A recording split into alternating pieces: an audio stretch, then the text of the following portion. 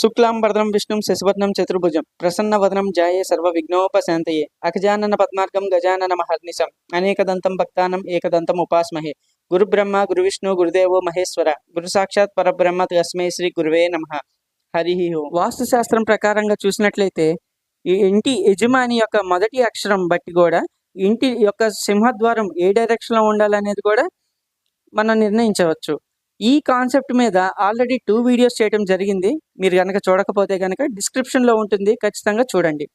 అదే ఈ వీడియోలో మొదటి అక్షరం చ జజ్జ ఇని, అలానే టఠ డడ్డ అణ, ఈ అక్షరాలతో గనక యజమాని యొక్క పేరులోని మొదటి అక్షరాలు గనక ఉన్నట్టయితే గనక వాళ్ళు సౌత్ డైరెక్షన్ అంటే దక్షిణ దిక్కు అనేది అసలు ప్రిఫర్ చేయకుండా ఉంటే మంచిది. అది కాకుండా ఇంకా ఏ డైరెక్షన్ అయినా సరే పర్లేదు. ఈ కండిషన్ అనేది మీకు ఎప్పుడు వర్తిస్తుంది అంటే, ఒకవేళ మీరుంటున్న ఇల్లు మీ నాన్నగారిదో, లేదంటే మీ తాతగారిదో, లేదా మీ పూర్వీకుల నుంచి వచ్చే ఇల్లు అయితే కనుక ఈ కండిషన్ అనేది మీకు అసలు వర్తించదు.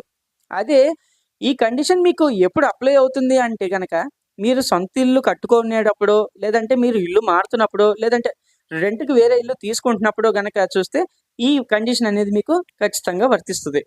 కాదు, మాకు ఇంట్లో ఈ సింహద్వారమే కాదు, మాకు బెడ్రూమ్ ఏ డైరెక్షన్లో ఉండాలి, కిచెన్ ఏ డైరెక్షన్లో ఉండాలి, బాత్రూమ్ ఏ డైరెక్షన్లో ఉండాలి, ఇలాంటి విషయాలు కూడా మాకు తెలుసుకోవాలి అనుకుంటే కనుక మీకు స్క్రీన్ మీద కనిపిస్తున్న ఈ నెంబర్కి ఫోన్ చేయండి. ఈ వీడియో నచ్చితే లైక్ చేయండి. ఈ ఇన్ఫర్మేషన్ ఎవరికైతే యూస్ఫుల్ అనిపిస్తుందో వాళ్ళకి షేర్ చేయండి.